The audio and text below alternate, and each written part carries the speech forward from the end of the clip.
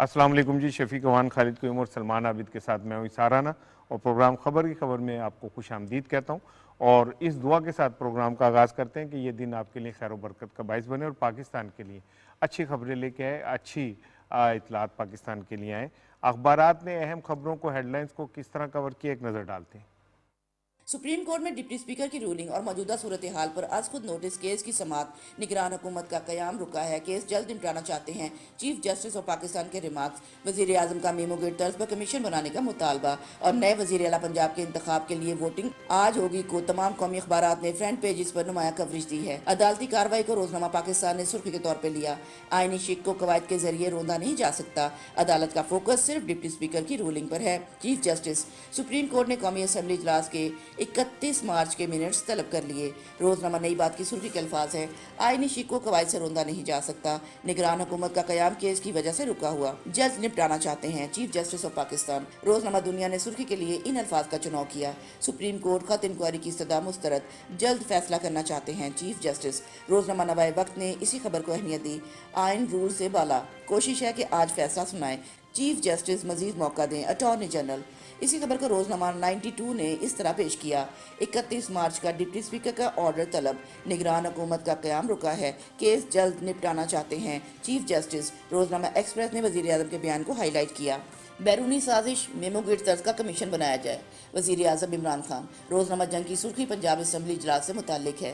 Punjab assembly का इजलास आज ही होगा, 16 अप्रैल तक मौखर करने का नोटिफिकेशन मनसूख। रोजनामा खबरें ने आर्मी चीफ के बयान को फ्रंट पेज पर डिस्प्ले किया। इलाकाई ममालिक को खित्ते में अमन व इस्तेहकाम के लिए मुश्तरका कोशिशें करनी चाहिए, आर्मी चीफ। इंग्लिश अखबार द न्यूज़ की टॉप स्टोरी है, if opposition committed treason, Shahbaz asks military leadership to provide evidence. Dawn अखबार की मेन स्टोरी है, opposition grows restless as Supreme Court hearing continues. Express Tribune की लीड स्टोरी है, memogate style probe sought into lettergate. इसी खबर को Daily Times ने front page पर कवरेज दी। Supreme Court to focus on deputy speaker ruling only. The nation की हेडलाइन स्टोरी है, voting to elect new Punjab CM to take place today. जी, एक नज़र डालते हैं रनडाउन पे। निगरान हुकूमत का क्याम रुका है, केस जल्द निपटाना चाहते हैं चीफ जस्टिस। बैरूनी साजिश पर मेमो गेट तर्ज का कमीशन बनाया जाए, वजीर आजम इमरान खान। वजीर आला का इंतखाब, पंजाब असम्बली का 16 अप्रैल तक मौखर इजलास, आज फिर तलब। कौमी सलामती कमेटी गद्दारों के सबूत सामने लाए, शहबाज शरीफ। आज के प्रोग्राम में दी न्यूज़ का इदारिया बैटल फॉर पंजाब, जबकि रोजनामा जंग में मजहर अब्बास साहब का कालम है पाकिस्तान सियासी गिरदाब में पे डिस्कस करेंगे। और पाकिस्तान ऑस्ट्रेलिया क्रिकेट सीरीज़ का इख्तिताम, इस पर बात होगी। और ट्विटर पर टॉप ट्रेंड है ब्लड डोनेशन डे, मेरा खून भी हाजिर पाकिस्तान। अस्सलाम वालेकुम जी। वालेकुम सलाम जनाब, क्या हाल है जी? ठीक अल्लाह ठाक का है। शुक्र रोज़ों ने थोड़ा सा जरा माहौल रूटीन स्लो जरा किया हुआ डिस्टर्ब की है। हुई हमारी। और फिर वो कि हम लोगों का जो ये हम जर्नलिस्ट हैं, ज़रा थोड़ा सा इनकी रूटीन वैसे ही रोज़ों में बिल्कुल वैसे वो भी हो अब लाहौर जाती का है। एक ट्रेंड है ना जी, सारी रात जागते रहते हैं, फिर सैरी करके सोते हैं, तो वही इसी में फिर हम तो इधर आ जाते हैं। हम सैरी करके इधर आ जाते हैं और फिर जाके सोते हैं। तो कल चीफ जस्टिस साहब ने केस की समाअत के दौरान 2-3 बड़ी इंपॉर्टेंट बातें की और उन्होंने ये भी कहा कि हो सकता है कि फ़ैसला आज सुना दिया जाए। वो कहते हैं हम चाहते हैं कि जो फ़ैसला जल्द आ जाए ताकि निगरान हुकूमत का जो क़याम है वो मुमकिन हो सके, उसकी वजह से ये रुका हुआ है। तो ये लगता तो यही है कि आजकल में ये मामला जो है ये निबट जाएगा। सेनेटर अली ज़फ़र साहब हैं, वो हमारे साथ मौजूद हैं और आज उन्होंने पेश भी होना है, तो ज़रा उनसे हाल चाल पूछ लेते हैं कि क्या है। सेनेटर साहब, आज सुबह आप पेश हो रहे हैं और तवक्को तो यही है कि आज कल में मामला निबट जाएगा। जी, अदालत ने कल जो गुजरा हुआ कल है उस पे अदालत ने कहा था कि आप हम सुनेंगे सबकी बहस और बहस सुनने के बाद अगर वक्त पे सारों की बहस खत्म होगी तो फिर कोशिश करेंगे कि कल ही अनाउंस कर दें। हो सकता है आज कर लें, लेकिन अगर आज बहस खत्म नहीं होती सब चीजों के 3-4 वकील हैं और उसके बाद उनकी अगर बहस नहीं खत्म होती तो फिर कल पे भी जा सकती है। तो सर क्या देख रहे हैं, दो ही तरह के फैसले आ सकते हैं, स्पीकर की रूलिंग जो है उसे गैर आईनी करार दिया जा सकता है और नहीं भी दिया जा सकता। जी देखिए, हाँ, अगर तो जो इस्तदा है दूसरी साइड की कि ये गैर आईनी थी रेजोल्यूशन और स्टेटस को एंटे की वापस रिस्टोर कर दें, अगर तो वो दरखास्त उनकी मंजूर होती है, उसका मतलब ही होगा कि पोजीशन वही आ जाएगी जो रेजोल्यूशन से या रेजोल्यूशन ये जो थी रूलिंग उससे पहले जो पोजीशन थी, यानी कि अदम इत्माद की जो दरखास्त थी वो भी पेंडिंग रहेगी और काबीना भी और असेंबली भी बहाल हो जाएगी। लेकिन अगर दूसरी तरफ वो एक्सेप्ट कर लिया गया कि ये जो थी वैलिड थी, ये जो फैसला था डिप्टी स्पीकर का, यहाँ ये फैसला आ जाता है, जजमेंट आ जाती है कि वो हम इंटरफेयर नहीं कर सकते, हम मुदाखलत नहीं कर सकते पार्लियामेंट की प्रोसीडिंग में, तो फिर ये पोजीशन सीधा इलेक्शन की तरफ जाएगी। अच्छा सर, अगर फर्ज करें कि रूलिंग जो है गैर आईनी करार दे दी जाती है तो फिर क्या प्रोसीजर होगा अगर फैसला ऐसा आता है तो? जी, जो भी स्टेप्स जरूरी होंगी, एक तारीख तो जो प्रोग हो गया हुआ है ना, क्योंकि सेशन, तो उसकी एक तारीख फिक्स की जाएगी और फिर उस तारीख पे तो एक से बड़ा इम्पोर्टेंट है, पूरी कौम की नज़रें इस फैसले पे रुकी हुई है। बिल्कुल, देख रहे हैं पूरी कौम के जो नर्वस ब्रेकडाउन हुआ है कि रोज़ सुबह टीवी के सामने बैठ जाते हैं और जब तक 3:30 तक ये समाप्त खत्म नहीं होती, हर बंदा स्टिक हो जाता है उसकी तरफ। बिल्कुल इसका फैसला आना चाहिए। ये 2-3 दिन से ही चल रहा है, आज आ रहा है, कल आ रहा है, परसों आ रहा है, तो ये कौम को इस जाने की फिर से निकालने हैं। लेकिन साथ ही सुप्रीम कोर्ट के चीफ जस्टिस हैं, वो भी ये कह रहे हैं, उनका भी कहना ठीक है कि हम सब जब अपना पार्टी को सुन के फैसला करेंगे, कल को ये ना कहे कि भाई हमें नहीं सुना गया या हमें अपना कोई इतमाद में नहीं लिया गया। हमें इतमाद तो ज़रूर को अदालत पे फैसले करना पड़ता है, लेकिन अभी से मैं देख रहा हूँ कि कुछ सियासतदान हैं, उनके बयान आने शुरू हो गए हैं सुप्रीम कोर्ट के हवाले से, अपनी जो है महफूज तहफ़्फ़ुज़ात, यानी कि ओपन तो नहीं लेकिन महफूज तहफ़्फ़ुज़ात के भाई हमें यानी सुप्रीम कोर्ट के बेंच पे और फैसले से उनकी बातें आनी शुरू हो गई। मेरा ख्याल है जो सुप्रीम कोर्ट फैसला करे उसको मिनिमम मान लेना चाहिए, चाहे वो जो भी हो। कह तो सब रहे हैं कि हम मानेंगे, लेकिन जब फैसला आएगा तब देखेंगे कि लोग शुरू हो जाएंगे कि भाई ये फैसला ऐसा था वैसा था, और उसमें ये प्ली लेंगे जनाब फैसले पे तो हम बहस कर सकते हैं ना। फैसले बहस करते करते ना वो ऐसा है अपने ग्रे लाइन क्रॉस कर जाते हैं। लेकिन ज़्यादा सियासतदान है, उनका सब कुछ टेक पे और वो ये सब कर रहे हैं। लेकिन देखें इस सारा, फिर हमने पहले ही बात की थी कि इस सारे बयानिए को ना जरदारी साहब को सलूट है कि उन्होंने ये बयानिया उनका था कि भाई हम ये स्ट्रेटजी उनकी थी कि मजमे एतमाद लाते हैं, हम उस एहतजाज और धरने वरने में नहीं पड़ते, वो ले आए।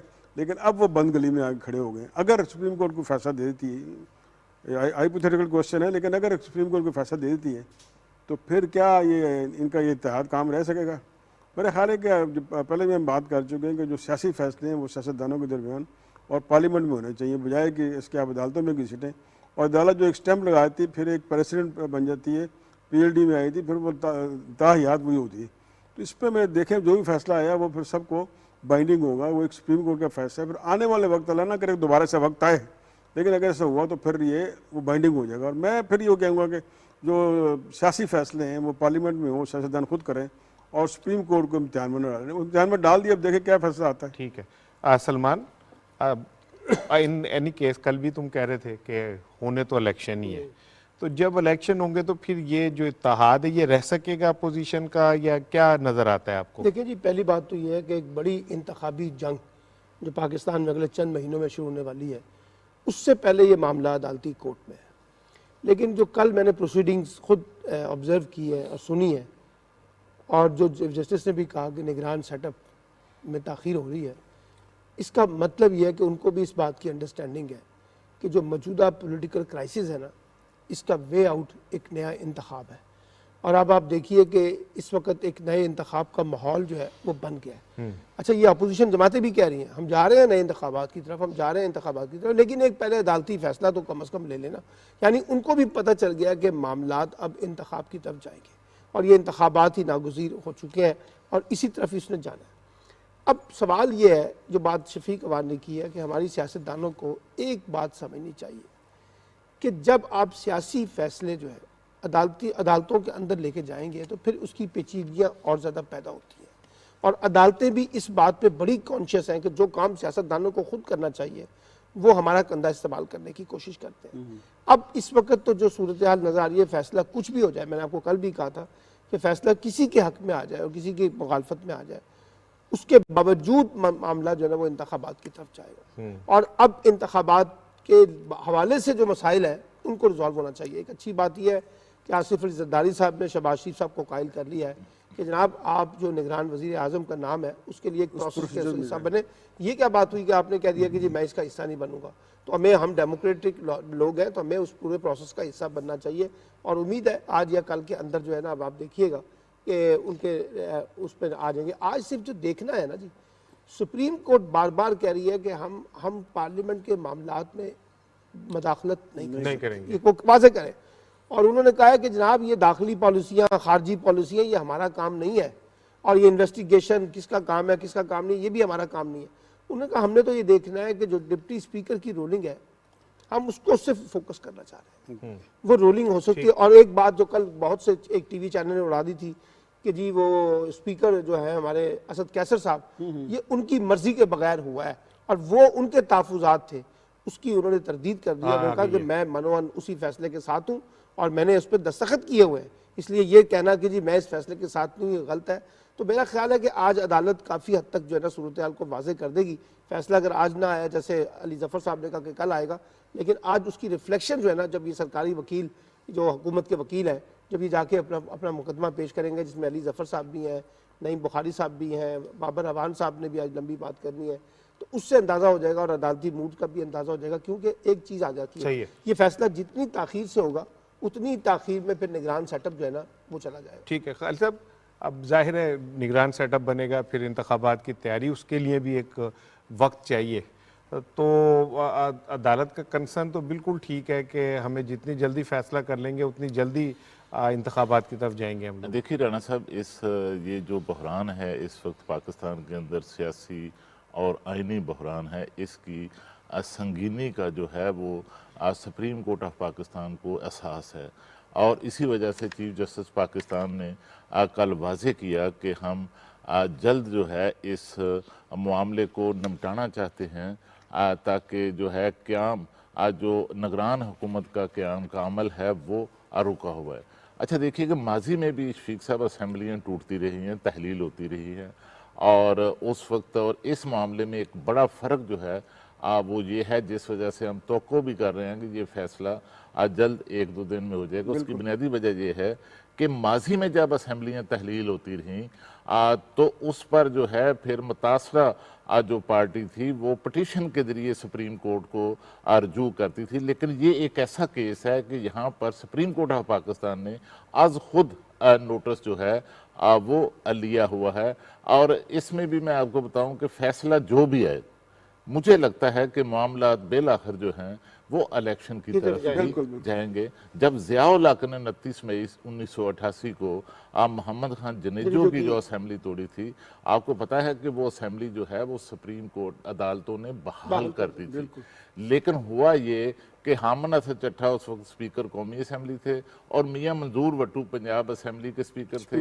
दोनों ने अपने अपने जो हैं असेंबलियों के इजलास भी तलब कर लिए, लेकिन उस वक्त के जो अटार्नी जनरल थे वो गुलाम उसाक खान जो सदर थे उस वक्त, उनकी एडवाइस पर वो अदालत में गए और वहाँ से हुक्म मुतनई जो है वो हासिल कर लिया और मामला जो है फिर इलेक्शन की तरफ गया। और इसी तरह नवाज शरीफ साहब की जब असेंबली 93 में बहाल हुई तो उसमें भी जो है बहाल होने के बावजूद जो है मामला आगे फिर इंतखाबात की तरफ जाए। और ये दोनों सूरतों में मुझे लगता है कि मामला जो है वो इलेक्शन की तरफ जाए। सलमान साहब ने भी कहा कि जिम्मेदारी सियासतदानों की है। अब इलेक्शन ज़रा एक ही हाल है, इलेक्शन हम चारों के इसी पे कंसेंसस है। तो क्या सियासी जमातें जो हैं वो इलेक्शन के लिए तैयार हैं? सियासतदान इसमें उलझे हुए हैं। माजी में होता था कि साथ ही इलेक्शन की तैयारी शुरू होती थी, ना कोई पार्लियामेंट्री बोर्ड बना ना कुछ बना। तो जिम्मेदार तो सियासतदानों की है, तो क्या जिम्मेदारी को अदा करने को तैयार हैं वो इलेक्शन को? देखिए शफीक साहब, बात यह कि जैसे आपने आगाज़ में कहा कि पूरी कौम एक ही जान का शिकार है और चूँकि सोशल मीडिया का दौर है तो सलमान सोशल मीडिया पे बहुत एक्टिव है, किसी हद तक मैं भी। वहाँ पे अब मैं देख रहा हूँ कि लोगों की आपस में एक दूसरे को ब्लॉक करना, अनफ्रेंड करना, इस तल्खियां सतह पे बढ़ तल्खियां बढ़ गई। रही हैं। और इसका हल सिर्फ ये कि इलेक्शन की तरफ जाए। लेकिन एक दरख्वास्त मैं ज़रूर करूँगा अपने सियासतदानों से कि खुदारा इदारों को इस सियासत में मत घसीटे। वो पिछले कुछ दिनों से बहुत सारे सियासतदानों के बराह रास्त जो बयानात आ रहे हैं वो इदारों को ना मुखातिब करके, और उन्हें कोशिश की जा रही है कि वो पाकिस्तान की सियासत में उन्हें घसीटा जाए। मेरी दरख्वास्त ये है कि जो सियासतदानों ने पार्लियामेंट में कारनामा अंजाम दे दिया वही काफ़ी है। अब मज़ीद का जो है आप वो इदारों को बीच में घसीट लें। कोई सुप्रीम कोर्ट पे कुछ कह रहा है, कोई कुछ पाक फौज के हवाले से कह रहा है, कोई किसी के हवाले से कह रहा है। तो अभी से सुप्रीम कोर्ट का फैसला नहीं आया और हर बंदा जो है वो छुरियां लेके बैठा हुआ है कि फैसला। कल फजलुर रहमान साहब ने जो बात की है, जी वो आपने भी शायद उसी तनाजुर उसी में बात की तनाजुर है। में बात तो कर रहा उन्होंने हूँ। कहा जी अगर फैसला ऐसा आएगा तो फिर हम फौज के बारे में भी बात करेंगे, वही जुडिशरी मैंने के कहा, बारे में भी उन्होंने बात बोलना शुरू करेंगे। कर दिया। तो वो मैं इसका ये मतलब है समझ- ठीक नहीं है हाँ, मैं बात। ये समझता हूँ कि इदारों को ना घसीटा जाए और इस सियासत को जितनी जल्दी हो सके, बल्कि मैं तो कहूँगा कि जो पाकिस्तान के संजीदा तबके हैं सियासत के, उन्हें थोड़ा सा आगे आना चाहिए और इस कशीदगी को कम करने के लिए काम करना चाहिए। इसका बराह रास्त अवाम पे असर पड़ता है और अवाम के असाब वैसे ही बहुत शिकस्ता हैं और इस प्रेशर से मजीद उनमें तल्खियाँ बढ़ रही हैं, उनके अंदर कोई मस्बत रुझान पैदा नहीं हो रहा। बिल्कुल ठीक है। अब यहाँ पे हमारे साथ अब मौजूद हैं कामरान मुर्तज़ा साहब, JUI JUI के रहनुमा हैं और बड़े सीनियर हाँ जी। कानूनदान हैं और सुप्रीम कोर्ट बार एसोसिएशन के साबिक साबिक भी सदर रहे। भी बड़े रहे संजीदा, हैं और मतलब संजीदा और बड़े तामुल उससे मिजाजी के साथ। करते हैं। सर अस्सलाम वालेकुम। आज एक्सपेक्टेशन तो यही है कि आज ही फैसला हो जाएगा और आप क्या नजर आ रहा है सर कि मामला किस तरफ जा रहे हैं? देखिए, तीन बातें इसमें मुमकिन है, दो की बजाय। एक तो जो गवर्नमेंट के नुक्ता नजर से जो या इमरान खान साहब के नुक्ता नजर से जो उनके लिए आइडियल होगा वो ये कि वो इसको कहें कि जी हम इस मामले में मुदाखलत नहीं कर सकते, ये उनके लिए आइडियल होगा। अपोजिशन के लिए या हमारे लिए ये आइडियल होगा कि हम ये कहें कि नहीं, जो कुछ भी स्पीकर साहब ने किया है वो गलत किया है, वो उनके इख्तियार में नहीं था और ये उसी स्टेज पे वापस भिजवा दिया जाए जिस स्टेज पे उन्होंने उसको रूलिंग की थी। यानी अभी तक वोटिंग नहीं हुई थी इस नो कॉन्फिडेंस रेजोल्यूशन पे और इसी स्टेज पे वो वापस भिजवा रही है। दूसरी बात है, तीसरी बात ये कि वो ये कहें कि ये रूलिंग तो गलत है मगर अब मामला चूंकि आगे चल पड़ा है तो इसलिए अब चलता जाए। रूलिंग को वो गलत करार दे दें मगर उसमें कहें कि आगे के मामला में हम इंटरफियर नहीं करते। तो ये तीन मुमकिन बातें हो सकती हैं। अच्छा सर, ये बताइएगा कि सदर ने अपोजिशन से नाम मांगे निगरान वजीर आज़म के लिए, लेकिन शहबाज शरीफ साहब ने उसका हिस्सा बनने से इनकार कर दिया। तो क्या वजह समझते हैं सर, क्यों नहीं अभी वो इस प्रोसेस का हिस्सा बन रहे? उसमें ऐसा है ना कि कंसेंटिंग पार्टी हो जाएंगे। आप कहीं पे इम्प्लाइडली या एक्सप्रेसली कंसीड करते हैं तो फिर जो है ना वो जाके ये बात आपके अगेंस्ट यूज होती है कि इसके बाद के प्रोसेस में फलां भी पार्टी रहा है और उसकी तरफ से इम्प्लाइड या एक्सप्रेस कंसेशन आई है। तो इम्प्लाइड कंसेशन भी उसके अगेंस्ट यूज हो सकती है, एक्सप्रेस तो हो ही सकती है ना। तो इसलिए मेरा ख्याल है उसमें कोई पार्टी नहीं बनना चाहेगा। बहुत शुक्रिया कामरान मुर्तज़ा साहब हमसे बात करते। शफीक साहब हम चलते हैं, आज कल वज़ीर आज़म लाहौर में थे और उन्होंने अपने वर्कर्स के साथ खिताब किया, मुलाकातें की और उसमें उन्होंने एक जो मुतालबा किया वो ये कि जो बैरूनी साजिश और ख़त के हवाले से मेमोगेट तर्ज का एक कमीशन बनाया जाए। आप नहीं समझते कि इस एक दफ़ा दूध का दूध पानी का पानी होना चाहिए? देखिए, अपोजिशन इसका मुतालबा कर रही है कि इसकी बाकायदा इन्वेस्टिगेशन की जाए और अपोजिशन की तरफ से पहले आवाज़ आई थी कमीशन बनाया जाए ताकि इसका नितारा हो जाए कौन क्या था। अब ये करेंगे तो हम एक और पंडोरा बक्स में पड़ जाएंगे। वो लेटर आएगा, फिर वो धज्जियाँ उड़ेंगी, फिर वो रद्दी में बिकेगा और जो हमारे खारजा पॉलिसी जो ताल्लुकात हैं वो मुतासर होंगे। तो बेहतर है कि इसको इन कैमरा कर दें ताकि वही रिपोर्ट और अखबार में मीडिया में वही आए जो एक उनकी प्रोसीजर है। अगर इसको ओपन पंडोरा बक्स खोल देंगे तो फिर तो जिसके जो अपना मनी लेगा और आपका साया इंडिया बैठा है वो और फिर हमारे जो खारजा ताल्लुकात हैं वो मुतासर हो सके। तो मेरी राय ये है कि फिर बिल्कुल ठीक है इसकी इन्वेस्टिगेशन करें लेकिन उसको पब्लिक न करें, इन कैमरा करें, ताकि हमारी खारजा पॉलिसी मुतासर ना हो और हमारे किसी से ताल्लुकात भी मुतासर ना हो। और अपोजिशन का भी ये और जो गवर्नमेंट का भी ये पूरा मीडिया सब हर जगह कह रहे हैं कि इसका इंक्वायरी होगी, ये था क्या, है क्या। बिल्कुल ऐसा होना चाहिए। बिल्कुल ठीक है। अच्छा सर, इन कैमरा इजलास तो पहले भी तलब किया गया इस पे और अपोजिशन उसमें नहीं गई, क्या तरीका अपनाया जाए? एक दफ़ा कौम भी जानना चाहती है कि इसमें सच्चाई क्या है और कहाँ तक इसमें जो है बैरूनी प्रेशर है, और वो एक दफ़ा सामने तो आना चाहिए। कल जिस वक्त अपोजिशन के वकला जो है वहाँ पे कोर्ट के अंदर इसके बारे में बात कर रहे थे, तो चीफ जस्टिस साहब ने कहा कि जनाब जब इन कैमरा सेशन पार्लियामेंट का बुलाया गया था उस कमेटी का, तो आपकी जो पार्टियां हैं उन्होंने क्यों नहीं उसमें शिरकत की? और एक लगता ही है कि जानबूझकर उस सेशन का आपने बाइकाट किया। भाई वहां आपको जाना चाहिए था, ब्रीफिंग लेनी चाहिए थी, सवालात उठाने चाहिए थे, अपनी रिकमेंडेशन करनी चाहिए थी, कोई डिमांड करनी चाहिए थी। अब आप आके अदालतों के अंदर ये बात कर रहे हैं, तो उन्होंने बाकायदा कहा कि आप तमाम लोग जो वकील हैं अपने इन पार्टियों के लोगों से मुझे कल मौकफ दें कि इन रिटर्न कि इन्होंने क्यों नहीं उसका इन कैमरा सेशन के अंदर गए।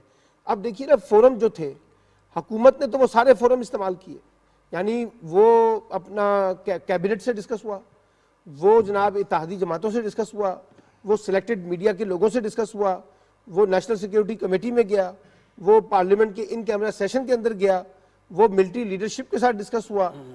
अब ये फोरम है और आप डिमांड करते हैं टीवी के ऊपर आके जी आप जो है ना स्टैब्लिशमेंट या फौज आके उसकी वजाहत करे। भाई जो फोरम है वहीं पर ही वजाहत होगी ना, या ऐसे थोड़ी टीवी पे आके कोई वजाहत कर देगा। तो मैं ये अभी कहता हूँ कि अगर जैसे कल मरियम साहिबा ने प्रेस कॉन्फ्रेंस की है और बहुत से लोग ये कह देते हैं जाली खत है, कुछ हमारे तो मीडिया एंकर माशाल्लाह इतने आगे चले जाते हैं, वो ये कह देते हैं कि ये जाली खत है। तो भाई इसका एक प्रोसेस है ना इन्वेस्टिगेशन का। तो अगर वो जो प्राइम मिनिस्टर ने कहा है कि ये कमीशन बना देते हैं, अगर कमीशन नहीं भी बनाने तब भी मैं ये समझता हूँ कि जो हमारी सिविल मिलिट्री रिलेशनशिप है, क्यादत है, वो बैठ जाए, एक इन कैमरा सेशन कर ले और उस इन कैमरा सेशन के अंदर उनको एक ब्रीफिंग दे दी जाए, उस ब्रीफिंग के नतीजे में कुछ सवाल जवाब हो जाए और उसके कॉन्टेक्स्ट में फिर एक अंडरस्टैंडिंग डेवलप हो जाए कि किस तरह से इसको एक सफारती तरीके से डील करना है। क्योंकि ऐलान जंग तो नहीं करना, कोई बगावत तो नहीं करनी, किसी मुल्क के खिलाफ बंदूक तो नहीं उठानी आपने। तो आप एक सफारती मैकेनिज्म डेवलप कर लें, डिप्लोमेटिक नॉर्म्स तय कर लें कि हमें इसको किस तरह से एड्रेस करना है, ताकि कल को ये मौका ना मिले। देखिए बात ये है, ये सिर्फ अब मसला इस लेटर का नहीं रहा, मरासले का नहीं रहा, 2 इंटरव्यूज भी आ गए हैं। रशिया ने भी जिस तरह से वजाहत की है और एक अमेरिकन जो है उनका आया इंटरव्यू, मैंने देखा क्लिप में, जिसमें उन्होंने कहा कि yes we have a serious reservation, जो रशिया का दौरा था। तो इसलिए मैं ये समझता हूँ कि इसको एक प्रॉपर तरीके से एड्रेस किया जाए। ये टीवी टॉक शो के मसले नहीं है, बिल्कुल ये अखबारात के मसले नहीं है, ये जो है ना जज्बाती तकरीरों के मसले नहीं है, एक संजीदा मसला है। इसको एक संजीदगी के साथ, जैसे कल DGISPR ने कहा ना, एक सेंसिटिव इशू है, हम इस पे एक हद से ज्यादा बात करने के लिए तैयार नहीं है। ये बात हमारे सियासतदानों को अंडरस्टैंड करनी चाहिए। ये कह देना कि अदालतों के अंदर नया पंडोरा खोला जाए, मुझे नहीं लगता कि इसकी कोई गुंजाइश है। ठीक है। शहबाज शरीफ साहब ने कल फिर एक दफ़ा ये कहा कि कौमी सलामती कमेटी गद्दारों के सबूत सामने लाए। क्या तरीक़ेकार हो सकता है, इस गद्दारों के सबूत कैसे आ सकते हैं और इस मामले को कैसे निपटाया जा सकता है? देखिए, ये जो बात वज़ीर-ए-आज़म पाकिस्तान ने की है कि मेमो गेट जो कमीशन था उसकी तर्ज पर जो है ये जो लेटर गेट स्कैंडल है, इसको भी जो है एक कमीशन जो है कायम किया जाए, ताकि जो हक़ाइक़ हैं उस हवाले से सामने। और ये मुतालबात जो हैं अपोजिशन की तरफ से भी किए जा रहे हैं। कल सुप्रीम कोर्ट में रज़ा रब्बानी की तरफ से भी इसी तरह जो है जुडिशल कमीशन की बात की गई और अपोजिशन लीडरशिप की तरफ से जिस तरह शहबाज शरीफ साहब ने बात की है कि अदारे जो हैं वो तहकीकात करें और इस हवाले से हक़ाइक़ सामने लेकर आएँ। ये बिलावल भुट्टो ज़रदारी ने भी बात की, ये मौलाना फजलुर रहमान ने भी बात की। तो अब जब सब तरफ से हुकूमत और अपोजिशन दोनों तरफ से जो है वो इस मामले की तहकीकात की बात की जा रही है, मुतालबा किया जा रहा है, तो फिर मैं समझता हूँ कि असल हक़ाइक़ जो हैं अवाम तक लाने के लिए जो हैं ये कमीशन जो है ज़रूर बनना चाहिए और ये जुडिशल कमीशन जो है वो बनना चाहिए। और जो मौलाना फजलुर रहमान, शहबाज शरीफ और बिलावल ने जो बात की है, अदारों से जो तहकीकात की बात की है, तो उसमें आज राइटर की एक जो है वो बराह रास्त तो जवाब अदारों की तरफ से नहीं आया, लेकिन काफ़िशल के हवाले से जो है एक ख़बर जो है वो आई है, जिसमें एक जो मीडिया हाउस है और उसने तो उसके उस अपना जो उनके राय में उसके मुताबिक उसको बड़ा ट्विस्ट किया है। बाकी अखबारात में मैंने देखा शफीक साहब कि उनको इतनी ज़्यादा स्पेस जो है इस बात को नहीं मिली जितनी एक जो मखसूस मीडिया ग्रुप है उसकी तरफ से उसको। सॉरी मैं अच्छा ये ना ये जो है ना कौमी सलामती कमेटी गद्दारी को सबूत सामने लाए। कौमी सलामती कमेटी ने किसी को गद्दार नहीं कहा, नहीं कहा। ये पॉलिटिकल बयानियां हैं और ज़ाहिर है वो सियासतदान बहुत अच्छी ऐसे बात शूट है। आते हैं। हाँ। तो ये किसी कमेटी ने किसी को गद्दार नहीं कहा, सिर्फ अपनी सियासत के लिए अपने पॉइंट स्कोरिंग के लिए कर रहे हैं। नहीं, ये बहुत अच्छी बात आपने वजाहत कर दी। अच्छा है एक क्योंकि चीज़ ये ऐसी और बिला वजह वो उसमें आपके चले सवाल से पहले ये जो राइटर है शफीक साहब ये भी बताएगा, ये दो राइटर हैं, एक पाकिस्तानी राइटर है और एक बाहर का राइटर है, क्योंकि ये खबर तो पाकिस्तानी राइटर से चली हुई है। नहीं, वो सही हमारे है। दोस्त ही हैं, वैसे तो मैं यहाँ लाहौर एक से सवाल करने से पहले आपसे एक सवाल करना चाहता हूँ, लेकिन उससे पहले एक सवाल ये भी करना चाहता हूँ कि ये एक स्टडी है, हम सब रिसर्चर जो पाकिस्तान में रिसर्च करते हैं कि वो इस पूरे होल क्राइसिस में पाकिस्तान के मीडिया का एनालिसिस भी करें कि ये पाकिस्तान के मीडिया ने इस सारे मामले को किस तरह से चीज़ों को लेकर लीड किया है। बहुत ज़रूरी है ताकि एक अंडरस्टैंडिंग हो कि मीडिया ने इसमें क्या। एक सवाल पाकिस्तान के मीडिया ने, हर मीडिया ग्रुप ने, हर जर्नलिस्ट ने, हर एंकर ने, हर तजियाकार ने अपनी सोच के मुताबिक किया। बिल्कुल सही। अच्छा एक सवाल मैं आपसे पूछा था अभी, बड़ा अच्छा आप दोनों ने बात की सियासतदानों की जिम्मेदारियों के कॉन्टेक्स्ट में। ये जो कुछ अभी रूस ने कल जो बयान जारी किया है और उन्होंने कहा कि रूस इमरान खान साहब के दौरे के बारे में उन पर बड़ा दबाव था कि वो वहाँ दौरा ना करें, और उन्होंने कहा कि उनकी हुकूमत को ख़त्म भी इसीलिए किया जा रहा है। फिर अमेरिका ने भी एतराफ़ किया उस सारे कॉन्टेक्स्ट में। तो इसार साहब ये रूस और अमेरिका का इतराफ़ सामने आ गया, अगरचे हमारे पाकिस्तान के सियासतदान इतराफ़ नहीं कर रहे कि ये वाकई इशू है, लेकिन रूस और अमेरिका के इतराफ़ के बाद आप क्या समझते हैं कि चाहे वो हुकूमत हो चाहे वो अपोजिशन हो, सियासतदानों को क्या करना चाहिए? अच्छा देखिए, ये टाइमलाइन पे कुछ हकायक हैं जो सामने हमारे आ रहे हैं कि अक़वाम मुत्तहिदा में रूस के ख़िलाफ़ जब करारदाद अमेरिका की पेश हुई तो उसकी मुखालफत करने वालों में पाकिस्तान और श्रीलंका शामिल थे। अब सूरत हाल श्रीलंका की है कि वहाँ अचानक 40 हुकूमती अरकान जो हैं अपोजिशन से जाके बैठ मिल गए और सदर के ऊपर इस्तीफ़े का दबाव है कि जी आप अक्सरियत खो चुके हैं। शुमी किस्मत या कोइंसिडेंट पाकिस्तान में भी बिल्कुल वैसे ही हुआ। तो जो बयानिया पीटीआई ने लेके आई और फिर ये रूस ने कल बराह रास्त कहा कि हम पाकिस्तान में शर्मनाक मुदाखलत को बर्दाश्त नहीं करेंगे, लफ्ज़ ये इस्तेमाल किया, और रूसी अमेरिकन डिप्लोमेट ने कहा कि हाँ हमने ऐसा किया, और मुईद अब्बासी साहब को भी वो फ़ोन आया और वजाहत भी की। तो ये सारा कुछ है तो फिशी, और इसमें कोई शक नहीं है कि अगर शहबाज शरीफ साहब भी ये कहते हैं कि जी गद्दारों के सबूत सामने आने चाहिए, और मरियम साहिबा भी कह रही हैं, बाकी सारे भी कह रहे हैं, तो क्या हर्ज एक दफ़ा एक नतारा हो जाए और ये देख ही लिया जाए कि वाकई ही ये जो नैरेटिव है अगर ये सच है और इसके अंदर कुछ किरदार ऐसे हैं जिन्होंने अपना रोल प्ले किया, तो कौम के सामने आने चाहिए। कौम के असाब और जज्बात से क्यों खेला जाए? राणा साहब, कौमी सलामती कमेटी ने किसी को गद्दार नहीं कहा। नहीं, वो तो ये सियासतदान एक दूसरे को कह रहे हैं, उसके अपना गले में डाल के कौमी सलामती कमेटी के अपना सियासी पॉइंट स्कोरिंग के लिए। खबर तो ये भी है सार साहब, कल कुछ लोग जो है अपोजिशन के, वो कुछ लोगों से मिले हैं इस्लामाबाद के बड़ों से, पिंडी के लोगों से मिले हैं, और वहाँ पर जब उन्होंने यही मुतालबा जो आपने कहा वो रखा, उन्होंने कहा जी हम तो अपना इलामिया जारी कर चुके हैं और उस इलामियत तक ही महदूद रखें, बाकी जो सियासी मामला, जैसे इन्होंने कहा कि जो सियासी मामला तो वो सियासी फोरम पर डिस्कस करें, हुकूमत जाने और अपोजिशन जाने, हमें बीच में ना इंगेज करें बिला वजह। तो कल वो काशिफ अब्बासी साहब पूछ रहे थे खाकान अब्बासी साहब से, आप लोग तो खाना खा के आए ना, तो आपने वहां नहीं पूछा उनसे जो आप यहाँ पे हमसे सवाल उठा रहे हैं? तो वो एक जिम्मेदारी का मुजाहरा हर सतह से होना चाहिए। अच्छा, कैसर अहमद शेख साहब नून लीग के एमएनए हैं, और मैंने कहा जरा नून लीग का भी सर के बड़ा अचानक शहबाज शरीफ साहब की जानिब से और मरियम साहिबा की जानिब से ये मुतालबात सामने आ रहे हैं, तो ये क्या आपने इस हवाले से लगता है नून लीग ने कोई स्ट्रेटजी बना ली है कि इसको कैसे फेस करना है इस नैरेटिव को? जी देखिए, बड़ा वाज़े तौर पे आइन को तोड़ा गया है, और उस दिन 3 अप्रैल को हमारी वाज़े अक्सरियत थी, वोट ऑफ नो कॉन्फिडेंस कामयाब होने वाली थी, तो एकदम बगैर किसी एजेंडे के ये सेक्शन 5 के तहत, आर्टिकल 5 के तहत असेंबली को तोड़ दिया गया। तो ये तो एक असेंबली का मजाक बनाना है, आइन का मजाक बनाना है, आइन को तोड़ने वाला। इस तरह मुल्क जो है ना, नहीं, मतलब ये है कि कभी भी आईनी तौर पे वजीर आजम के खिलाफ नो कॉन्फिडेंस नहीं हो सकेगा। ठीक है एक ही सर। जो रास्ता था, आईनी रास्ता, उसको भी खत्म कर दिया गया है। सर एक आईनी रास्ता तो अभी अदालत में मौजूद है ना, और आज या कल में वो फैसला भी आ जाएगा। उस फैसले के हवाले से भी जाहिर है आप लोगों ने कुछ तो अपना प्लान किया होगा। जी बिल्कुल, उसके बाद ही हो सकता है, पहले उसका इंतजार हम कर रहे हैं।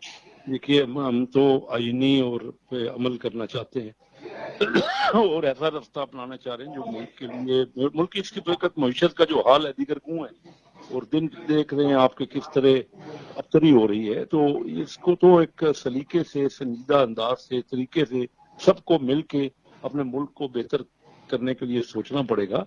और ये तरीकाकार जो है, इससे तो मुल्क आगे नहीं बढ़ सकेगा, जिसमें हमें कोई रास्ता ही नहीं मिल रहा, आईनी रास्ता जिसमें हम कोई तब्दीली ला सके। बहुत शुक्रिया कैसान अहमद शेख साहब हमसे बात कर रहे थे। पीपल्स पार्टी का मौक़िफ़ अभी तक हमने नहीं लिया, JUI का भी हो गया, मुस्लिम लीग नून का भी हो गया। हमारे साथ चौधरी मंजूर साहब लाइन पे मौजूद हैं, पीपल्स पार्टी के सीनियर रहनुमा हैं। चौधरी साहब, बात हो रही है सुप्रीम कोर्ट के हवाले से और सब की नज़रें सुप्रीम कोर्ट पे हैं, पीपल्स पार्टी की भी होंगी। नहीं, देखिए, इलेक्शन का इशू इस वक्त नहीं है। अभी जरदारी साहब ने भी कहा था कि हम तैयार हैं इलेक्शन लड़ने के लिए, हमें कोई प्रॉब्लम नहीं है, हम जहाँ पे हैं इससे बुरी पोजीशन पे नहीं जा सकते। लेकिन असल इशू एक और है। इशू ये है कि अगर ये इस तरह से सिचुएशन ऐसी है, जो रूलिंग दी है स्पीकर ने, उसके मुताबिक तो सारी सियासी पार्टियां जो हैं वो गद्दार हैं, और अगर वो गद्दार हैं तो फिर आप कैसे इलेक्शन में जाएंगे? फिर तो उन पे मुकदमा चलाने चाहिए, उनको बंदियां लगनी चाहिए, उनको जेलों में होना चाहिए। और अगर ये अंडू होती है तो फिर जिन्होंने ये किया है, जो वेटर्स हैं, जो इसको करने वाले हैं सारे, तो उन पे आर्टिकल 6 लगना चाहिए।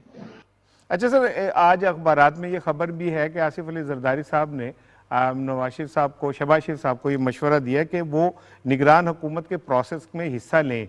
आप समझते हैं कि ये खबर में किस हद तक सदाकत है?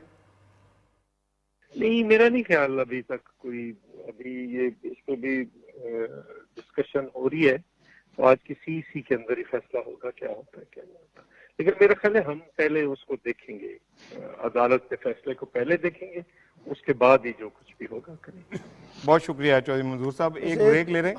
एक छोटी सी वजाहत कर दो, आपने 4 बीपर लिए। कामरान मुर्तज़ा ने एक बड़ा नुक्ता उठाया है। उन्होंने कहा कि देखिए जी, हमें भी एहसास है इंतखाबात का माहौल बन रहा है, हम तो चाहते हैं कि सिर्फ ये रूलिंग जो है इसके ऊपर फैसला आ जाए और फिर इंतखाबात की तरफ जाया जाए। तो उसका मतलब है कि उनको भी अंदाजा हो गया कि मामला जो है वो इंतखाब की तरफ जाएगा। ठीक है, एक ब्रेक ले रहे हैं जी। ब्रेक के बाद आते हैं तो बात करेंगे कि पंजाब असम्बली का इजलास आज तलब कर लिया। पहले ये था कि 16 को गया है, फिर अचानक पता चला रात गए कि आज इजलास होगा। इसकी क्या वजूहात हैं और क्या होने जा रहा है पंजाब असम्बली में, और पंजाब के असरात विफाक पे क्या पड़ेंगे, इस पर गुफ्तगू करेंगे। लेकिन एक ब्रेक ले रहे हैं, ब्रेक के बाद आते हैं।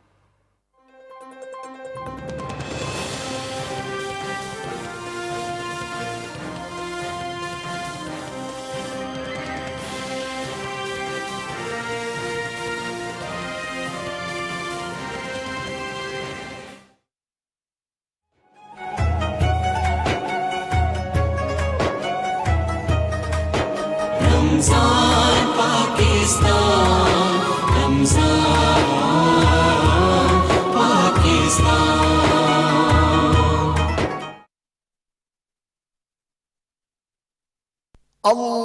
अल्लाहुम्मा सल्ली अला मुहम्मद व अला आलि मुहम्मद कमा सल्लैता अला इब्राहीम व अला आलि इब्राहीम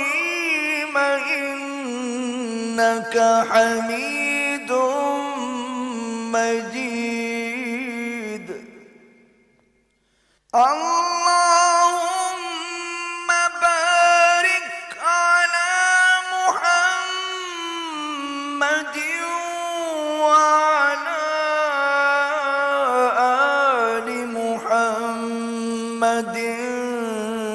كما باركت على إبراهيم وعلى آل إبراهيم إنك حميد مجيد.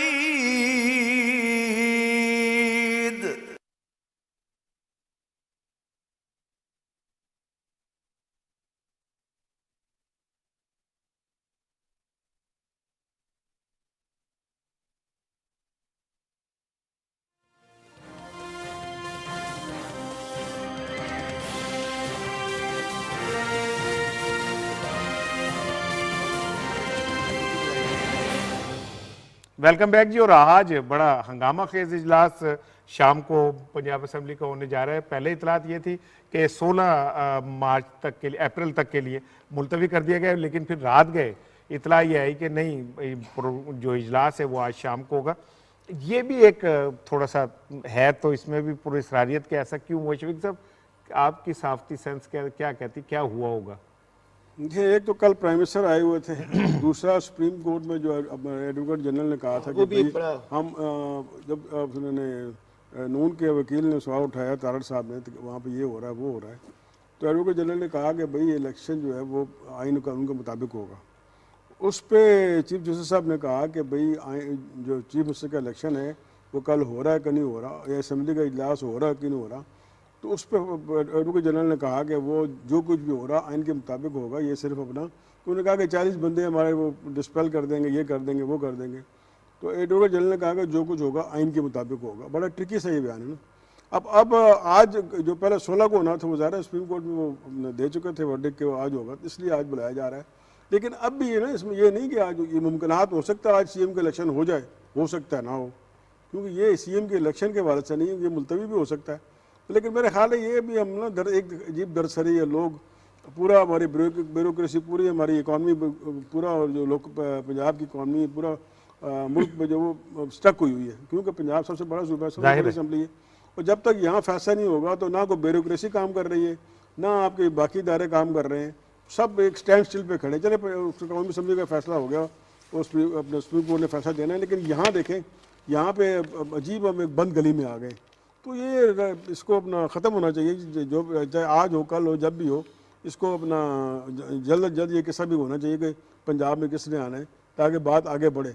और ये आज कुछ मीडिया हाउसेस कह रहे थे कि भाई ये पंजाब असम्बली भी तोड़ दी जाएगी।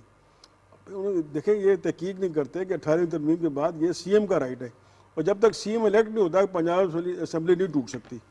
तो मेरा ख्याल है इसमें भी आप मैं बिल्कुल सब पूरी कौम की तरह जाने की फियत में है कि क्या होगा, क्या होगा, बिल्कुल तो ये क्या होगा, खत्म होना चाहिए, अब जो होना है वो हो जाए, होना चाहिए। इदारिया है दी न्यूज़ का पंजाब के हवाले से, और वो ये कहते हैं कि बैटल फॉर पंजाब, और वो कहते हैं कि सवाल उठाया कि क्या पंजाब असम्बली टूट सकती है, जो अभी जिस तरफ शफीक अवान ने भी इशारा किया, और जो पंजाब की सियासत है वो कह रहे हैं कि कुछ समझ नहीं आ रही कि किसको बर्तरी हासिल है। देखें, अब इसमें बर्तरी तो बड़ी वाज़ेह तौर पे पीटीआई को हासिल है इस वक्त, और मुस्लिम लीग काफ को हासिल है, और एक रास्ता निकाल लिया उन्होंने। और ये जो डिफेक्शन क्लॉज है ना, ये जहांगीर तरीन ग्रुप और अजीम खान ग्रुप के ऊपर लग सकती है, और वहाँ पर भी एक स्पीकर की रोलिंग आ सकती है। याद रखिएगा कि इनका वोट कास्ट होगा भी, अगर कास्ट होगा तो क्या काउंटिंग में आएगा या नहीं आएगा, एक तो ये सूरत हाल है। और दूसरी बात यह है कि इस पूरी बैटल के अंदर मैं बड़ा कन्विंस्ड हूँ कि सारी असम्बलियाँ टूटेंगी, क्योंकि अगर आपने इलेक्शन जाना है, इलेक्शन में जाना है, तो सर ये नहीं हो सकता कि आप जो है ना नेशनल इलेक्शन करवाएं और प्रोविंशियल इलेक्शन ना करवाएं। अगरचे इंडिया के अंदर ये प्रैक्टिस है, लेकिन इंडिया की प्रैक्टिस में और हमारी प्रैक्टिस में बड़ा फ़र्क है, हमारे डायनामिक्स डिफरेंट है। तो इसलिए जो ये बात ठीक है कि पहले तो वज़ीर आला का इंतखाब होगा, अब वो परवेज़ लाई साहब हों या हमजा शहबाज हों, और या उधर सिंध की हुकूमत हो या KPK की हुकूमत हो, मुझे लगता ही है आने वाले चंद दिनों में, और आज या कल अदालती फैसला आने के बाद आप देखिएगा कि बहरहाल इन असम्बलियों को भी टूटना है, और आपको एक नया मैंडेट चाहिए। और जब ये कहते हैं ना फ्रेश मैंडेट चाहिए, तो ये नहीं हो सकता कि वो इस्लामाबाद वालों के लिए फ्रेश मैंडेट चाहिए, वो पूरे मुल्क के लिए एक नया मैंडेट चाहिए सर। एक पूरे मुल्क के अंदर एक नया लोग जो है वो अपनी क़यादत का इंतखाब करें ताकि मामला ठीक हो। और वरना क्या तजाद है, मुझे बताइए, एक निगरान सेटअप आपने बना दिया है, पंजाब की हुकूमत चल रही है, सिंध की हुकूमत चल रही है, फलां की हुकूमत चल रही है, और इंतखाबात होंगे, कौन मानेगा इन मुदाखलतों की वजह से। तो इसलिए इन सूबाई असम्बलियों का मुस्तकबिल भी जो है वो स्टेक पे लग गया। ठीक है, मज़हर अब्बास साहब का कालम है आज जंग में, और वो कहते हैं पाकिस्तान सियासी गिरदाब में इस सारे रेफरेंस में जो हम बात कर रहे हैं, अगर उसको देखा जाए तो उन्होंने कुछ सवाल भी उठाए और कुछ जानिब इशारा भी किया, और वही कह, लेकिन आखिर में एक जो मेन उनका वही कि इंतखाबी मैदान तो बहरहाल सज गया है और सियासी जमातों का इम्तहान शुरू होने वाला है। देखिए कि इंतहाबी मैदान जो है वो सजने की तैयारियां इस वक्त जो है वो हो रही हैं, और उसका मरकज़ जो है इस सियासी जंग का जो मरकज़ है वो मुझे पंजाब लग रहा है। और हमेशा से जो है पाकिस्तान की सियासत में पंजाब का ही जो है वो अहम रोल रहा है। माजी में भी 93 में जब बहरान आया था, बहुत बड़ा क्राइसिस था, तो उस वक्त भी जो फैसला कुन जो रोल था वो पंजाब ने अदा किया। अगर उस वक्त चौधरी अल्ताफ़ हुसैन गवर्नर पंजाब थे जो उस वक्त, वो पंजाब असम्बली को दोबारा ना तोड़ते तो यकीनन मामला जो है इंतखाबात की तरफ ना जाते और मोहतरमा बेनज़ीर भुट्टो दोबारा वज़ीर-ए-आज़म ना बनती। पंजाब में पीपल्स पार्टी और जो उस वक्त जनेजो लीग थी, जिस तरह आजकल काफ लीग है, वहाँ पर मखलूत हुकूमत बनी, और अब भी जो है उसी तरह का क्राइसिस जो है वो पंजाब के अंदर नज़र आ रहा है। और पंजाब का जो क्राइसिस है, मैं समझता हूँ कि आने वाली जो पाकिस्तान की कौमी सियासत है उसमें इसी का ही रोल होगा। बिल्कुल ठीक है। अच्छा सर, अभी जब हम आ रहे थे सुबह, शफीक आप भी उस तरफ से है, तो मेरा ख्याल है ऑस्ट्रेलियन टीम, अब इकट्ठे आ रहे थे, हम चाहे दूर दूर रहे लेकिन हम इकट्ठे रहते हैं। तो अच्छा, वो मेरा ख्याल है ऑस्ट्रेलियन टीम की रवानगी थी, प्रोटोकॉल लग गया था। मैंने भी देखा। अच्छा, मुझे ईमानदारी की बात है, यकीन करें कि मुझे इस सारे सफोकेशन के अंदर ना एक खुशी सी हुई कि अल्हम्दुलिल्लाह हमने एक बहुत बड़ा मार्क का असर ऑस्ट्रेलिया की टीम का आना, पूरा सीरीज खेलना और किसी गड़बड़ के बगैर सीरीज खेल के वापस जाना, और उनका ये कहना कि पाकिस्तान एक पुरअमन मुल्क है। हाँ। और जितनी पाकिस्तानियों ने हमें इज्जत दी है, इसका तकाजा कि बाकी टीमें भी आजादाना बुनियादों के बगैर किसी खौफ के पाकिस्तान आगे खेले। एक रिपोर्ट में शेयर करना चाह रहा हूँ आपसे इस हवाले से, हमने हमारी प्रोडक्शन टीम ने बनाई है, वो देखते हैं जी, फिर बात करते हैं। ऑस्ट्रेलिया का तारीखी दौरा है पाकिस्तान, जहां पाकिस्तान में इंटरनेशनल क्रिकेट के लिए वापसी का बाइस बना, वहीं क्वालिटी क्रिकेट से सीरीज दुनिया भर में तवज्जो का मरकज बनी रही। 24 साल बाद ऑस्ट्रेलियावी टीम के दौरे के दौरान 3 टेस्ट मैचेस, 3 वनडे इंटरनेशनल्स और 1 T20 मैच खेला गया। सीरीज के दौरान कई रिकॉर्ड टूटे और कई नए रिकॉर्ड बने। सीरीज के वाहिद T20 मैच में ऑस्ट्रेलिया ने पाकिस्तान को 3 विकेटों से शिकस्त दी। ऑस्ट्रेलिया ने 163 रन का हदफ 7 विकेटों के नुकसान पर हासिल किया। इससे कबल 3 मैचेस पर मुश्तमिल वनडे सीरीज का पहला मैच ऑस्ट्रेलिया के नाम रहा, जबकि बकिया 2 मैचेस पाकिस्तान ने जीतकर वनडे सीरीज अपने नाम की। तारीखी दौरा ऑस्ट्रेलिया की इब्तिदा टेस्ट सीरीज से हुई, जिसमें 2 मैचेस ड्रॉ, जबकि तीसरे और आखिरी मैच में ऑस्ट्रेलिया ने पाकिस्तान को शिकस्त देकर सीरीज अपने नाम की। ये एक रिपोर्ट थी जी, और ऑस्ट्रेलियन टीम जो है वो वापसी के लिए रवाना होने वाली है या हो गई होगी, लेकिन पाकिस्तान ने इस सारे में, ऑस्ट्रेलिया ने ना सिर्फ ये कि टेस्ट सीरीज जीती बल्कि T20 भी जीता, लेकिन जो असल चीज़ जीती वो पाकिस्तानी कौम का दिल जीता। और हम बड़े मशहूर हैं टीम ऑस्ट्रेलिया के जो यहाँ आए, लेकिन आने के बाद जो उनका एक पाकिस्तान के हवाले से तासुर था ना, वो भी ख़त्म हुआ। और ये इतना स्ट्रॉन्ग मैसेज पूरी दुनिया को गया है। न्यूजीलैंड, इंग्लैंड, अभी इंग्लैंड की टीम ने आना है, वेस्ट इंडीज़ ने आना है, बहुत सारी टीमों ने आना है। तो मैं ये समझता हूँ कि पाकिस्तान ने टेस्ट सीरीज़ हार दी, T20 हार गए, लेकिन पाकिस्तान ने जो जीत लिया वो पूरी दुनिया का एतमाद है जो पाकिस्तान ने इस सीरीज़ में जीता। और सबसे बड़ी बात यह कि इसमें बाबर आजम जो हैं वो एक बार फिर उन्होंने साबित किया कि इस वक्त टेस्ट हो, वनडे हो, T20 हो, Babar Azam is the king. Babar Azam का थोड़ा सा मैं चाह रहा था आपसे शेयर करना कि 3 टेस्ट के में 390 रन बनाए, जिसमें 196 की एक बड़ी इनिंग भी शामिल है। इसी तरह 3 वनडेज में उन्होंने 276 रन बनाए और उसमें 2 सेंचुरीज थी और 1 50 थी, और उनकी एवरेज 138 बनती है। इसी तरह T20 एक मैच था और उसमें उन्होंने 66 रन बनाए। ये इस बात की अलामत है कि बाबर आजम एक फॉर्मेट का नहीं, तमाम फॉर्मेट का चैंपियन यहाँ पे जरा शुक्रिया अदा कर दें पाकिस्तान क्रिकेट बोर्ड का भी, और जहाँ जहाँ मैचेस हुए हैं वहाँ मैनेजमेंट का, इंतज़ामिया का, कि कितने पुरअमन तरीके से ये सारे मैचेस हुए हैं। तो मैं समझता हूँ क्रेडिट उनको भी जाना चाहिए कि एक बड़े पीसफुल तरीके से मैचेस का, और रमीज राजा को क्रेडिट जाता है, उन्होंने एक शानदार सीरीज कराई। और जहाँ जहाँ मैचेस हुए वहाँ की इंतजामिया को भी जाता है। और सबसे बड़ी बात ये, तो फुल क्राउड था। सबसे बड़ी बात ये कि यहाँ पे एक ट्रिब्यूट तो बनता है उन इदारों का जिन्होंने ये यकीनी बनाया कि पूरे अंदाज में ये सीरीज हो वो लोग जो स्क्रीन पे नहीं आए, वो लोग जिनका कहीं पता नहीं चला, लेकिन वो कहीं ना कहीं भागते फिर रहे थे, कहीं ना कहीं वो हम सुबह आते हैं तो अर्ली मॉर्निंग मैंने देखा पुलिस के नौजवान जो हैं वो अपनी ड्यूटी पे मौजूद होते हैं, तो ये पूरी कौम ने मिलके और एक शानदार दिन लोगों को आगे बढ़ाना चाहिए। पुरअमन पाकिस्तान, महफूज पाकिस्तान। और अल्हम्दुलिल्लाह इस सीरीज ने ये बात पूरी दुनिया को बता दी कि पाकिस्तान एक पुरअमन मुल्क है। और सबसे बड़ी बात ये ऑस्ट्रेलियन क्रिकेटर्स के जो रक्स है मुख्तलिफ मौकों पे ग्राउंड में, वो इस बात का बताता है कि वो इस ग्राउंड में रच बस गए और वो उसको एंजॉय करना शुरू हो गए थे। आज के प्रोग्राम का वक्त ख़त्म होता है जी, और टॉप ट्रेंड है ब्लड डोनेशन डे, मेरा खून भी हाजिर पाकिस्तान।